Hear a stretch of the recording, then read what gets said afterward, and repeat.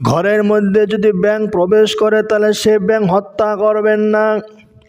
বিভিন্ন প্রজাতির ব্যাঙ রয়েছে, সকল ব্যাঙ, যে কোনো ব্যাঙ হত্যা করা ইসলামে নিষেধাজ্ঞা জারি করা হয়েছে।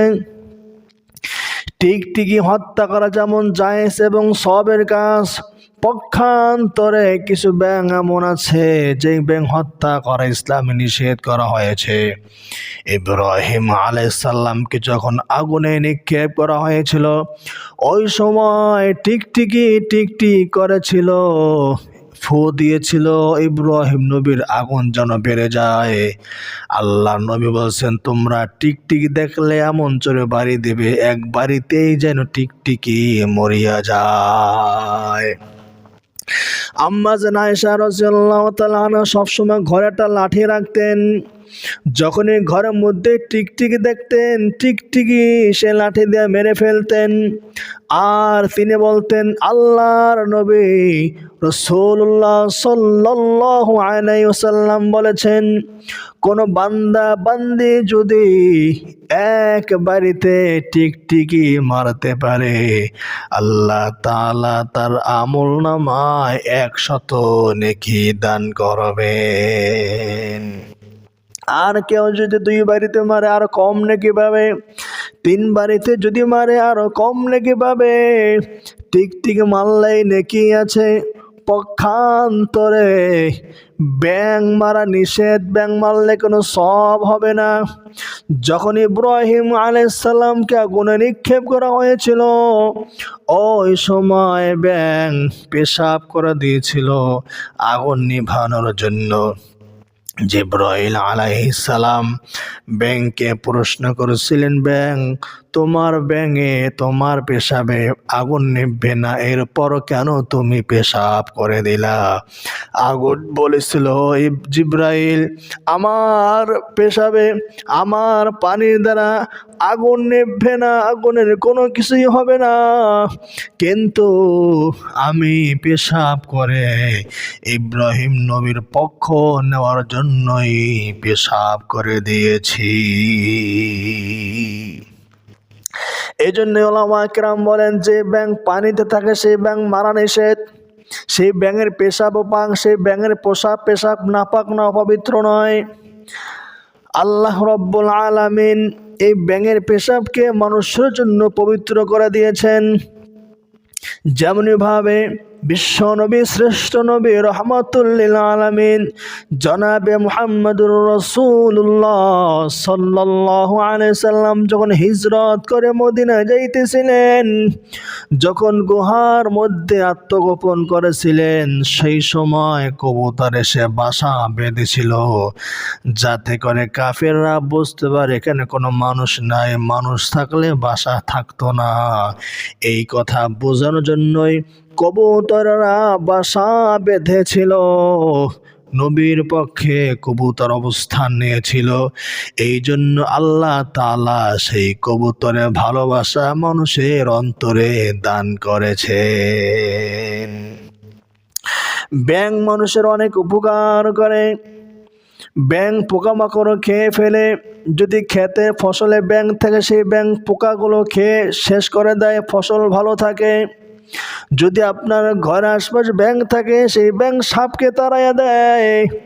যখন বড় কোনো সাপ আসে, সাপ দেখতে পায়, ব্যাঙ তখন ফুলে 2-3 গুণ বেশি বড় হয়ে যায়, সাপকে তাড়াই দিতে চায়। ব্যাঙ একটা দুর্গন্ধ ছড়াইয়া দেয়, যাতে করে সেই দুর্গন্ধ পেয়ে সাপ সেখান থেকে চলে যায়। এই ব্যাঙ মানুষের জন্য বড় উপকারী, মানুষের জন্য বড় উপকারী। কিন্তু আফসোসের বিষয় হলো, অনেক মানুষ আছে, বাচ্চারা আছে, ব্যাঙ দেখলে পাড়া দিয়া মেরে ফেলে।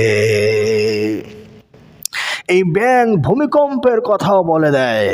ভূমিকম্প কখন হবে না হবে সেটা সৃষ্টি জানার জন্য কোনো যন্ত্র আজ পর্যন্ত আবিষ্কার হয় নাই, কিন্তু ব্যাঙ তখন সেটা বুঝতে পারে, সেই জন্য সে স্থান ত্যাগ করে। যদি কখনো বুঝতে পারেন আপনার ঘর বাড়ি থেকে ব্যাঙ আস্তে আস্তে দূরে সরে যাচ্ছে, বুঝে নেবেন ভূমিকম্প হওয়ার সম্ভাবনা রয়েছে। কোনো প্রাণী গায়ে হাত দেওয়া নিষেধ। আল্লাহ নবী সাল্লাল্লাহু আলাইহি ওয়াসাল্লাম বলেন, ইরহাম মান ফিল আরদি ইয়ারহামকুম মান ফিস সামা। তোমরা দুনিয়াবাসীদের প্রতি দয়া করো, তাহলে আল্লাহ তাআলা তোমাদের উপরে দয়া করবেন, অনুগ্রহ করবেন। আল্লাহ নবী সাল্লাল্লাহু আলাইহি ওয়াসাল্লাম চড়ুই পাখি হত্যা করতে নিষেধ করেছেন, ব্যাঙ হত্যা করতে নিষেধ করেছেন। এরপরে আল্লাহ রব্বুল আলামিন কবুতর হত্যা করতে নিষেধ করেছেন। কবুতরকে সাধারণভাবে কোনো প্রয়োজন ছাড়া হত্যা করা যাবে না। আপনি যদি কবুতরকে কষ্ট দেন, কুকুরকে কষ্ট দেন, তাহলে এগুলো আল্লাহর কাছে বদদোয়া করবে, আপনার জীবন বিপদের মধ্যে পড়ে যেতে পারে। যে কোনো প্রাণীকে দেখলেই কষ্ট দিতে নাই, কারণ প্রাণীরা আল্লাহর কাছে যেমন দোয়া করতে পারে, এই প্রাণীরা আপনার জন্য আল্লাহর কাছে আবার বদদোয়াও কিন্তু করতে পারে। হযরত সুলাইমান আলাইহিস সালামের জমানায় এক ব্যক্তি একটা কুকুর হত্যা করেছিল। সুলাইমান আলাইহিস সালাম বিষয়টি জানার পরে সেই ব্যক্তির বাড়িতে চলে গেলেন। ওই ব্যক্তির বাড়িতে যখন গেলেন তখন তিনি আশ্চর্য হয়ে গেলেন। হে সুলাইমান নবী, আপনি আমাকে বললেই তো আপনার বাড়িতে আমি চলে যাইতাম, আপনি কেন আমার বাড়িতে আসলেন? সুলাইমান আলাইহিস সালাম তখন বললেন, তুমি তোমার এলাকার সবাইকে ডাক দাও, তোমাকে একটা বিষয়ে সতর্ক করব, সেই বিষয়টা আমি সবাইকে সতর্ক করাতে চাই। ওই লোকটা তখন সমাজের সবাইকে ডাক দিল। যখন সবাই সমবেত হলো, তখন সুলাইমান আলাইহিস সালাম বললেন, তোমরা কিছু প্রাণীর গায়ে হাত দিবে না। এই প্রাণীরা যেমনভাবে আল্লাহকে ডাকে, আল্লাহর কাছে দোয়া করে, এই প্রাণীদেরকে কষ্ট দিলে তারা কিন্তু তোমাদের জন্য বদদোয়া করবে। এর ভিতরে এক নম্বর প্রাণী হলো কবুতর। কবুতর গায়ে প্রয়োজন ছাড়া হাত দিবে না। কবুতরকে তোমরা ভালোবাসা দেবে, কবুতর তোমাদের জন্য দোয়া করবে, কারণ কবুতর আল্লাহকে অনেক ভালোবাসে। কবুতর আল্লাহ পাকের অনেক জিকির করে। দেখবেন কবুতর অনেক সময় এত আকাশের দিকে উপরে চলে যায়, কবুতর এত বেশি উপরে যায়, কোনো প্রাণী কবুতরের মতো এত বেশি উপরের দিকে যাইতে পারে না। যখন কোনো প্রাণী কবুতরকে আক্রমণ করতে যায়, কবুতর উপরের দিকে চলে যায়। সব থেকে ঈগল প্রাণী অনেক উপরের দিকে উঠতে পারে। ঈগল যত দূরে যায়, কবুতর তার থেকেও বেশি উপরের দিকে যাইতে পারে। আর কবুতর যত উপরের দিকে যায়, ততই তার কাছে ভালো লাগে, তার কাছে মনে হয় আমি আল্লাহ রব্বুল আলামিনের কাছে যাইতেছি। দুই নম্বর যে প্রাণী হত্যা করলে প্রাণী বদদোয়া করে, সেটা হলো চড়ুই পাখি। চড়ুই পাখি ভদ্র প্রাণী, শান্ত প্রাণী। এই প্রাণীকে সাধারণ কোনো কারণ ছাড়া হত্যা করবেন না, আঘাত করবেন না। এই প্রাণী আপনার জন্য বদদোয়া করলে জীবন শেষ হয়ে যাবে। তিন নম্বর যে প্রাণীকে হাত দিতে সুলাইমান নবী নিষেধ করেছেন, সেটা হলো কুকুর। কুকুরকে প্রয়োজন ছাড়া, কারণ ছাড়া হত্যা করা যাবে না। কুকুরকে যদি কারণ ছাড়া, প্রয়োজন ছাড়া হত্যা করে দেন, এই কুকুর কিন্তু আল্লাহর কাছে নালিশ করে আপনার জন্য ধ্বংস ডেকে আনবে। পবিত্র কোরআনুল কারীমের মধ্যে এমন একটি প্রাণীর কথা বলা হয়েছে যে প্রাণীটা জান্নাতে যাবে। সেই প্রাণীটা হলো আসহাবে কাহফের কুকুর। ওই কুকুরটা আসহাবে কাহফের যুবকদেরকে আশ্রয় দিয়েছে, পাহারা দিয়েছে।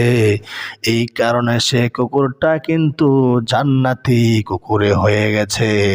সুতরাং কুকুরকে কারণ ছাড়া, প্রয়োজন ছাড়া কষ্ট দেওয়া সম্পূর্ণ হারাম। এই প্রাণীগুলোর উপরে কখনো কষ্ট দেবেন না।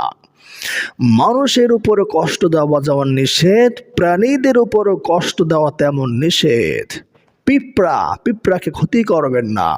আমরা অনেকে প্রয়োজন ছাড়া পিঁপড়া পাইলে পাড়াইয়া শেষ করে দেই, পিঁপড়াকে আগুনে পুড়ে ভস্ম করে দেই। এগুলো সম্পূর্ণ অনৈতিক কাজ। এই পিঁপড়ার কথা কোরআনুল কারীমের মধ্যে আল্লাহ তাআলা উল্লেখ করেছেন। পিঁপড়া নামে একটা সূরাই নাজিল করে দিয়েছেন। সুতরাং এই পিঁপড়াকে ক্ষতি করবেন না।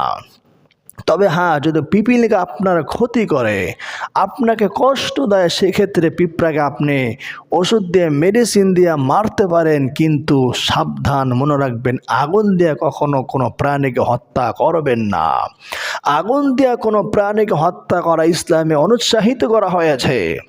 অনেকে আছে ইলেকট্রিক শক দিয়ে মশা মারে, এটাও ঠিক নয়।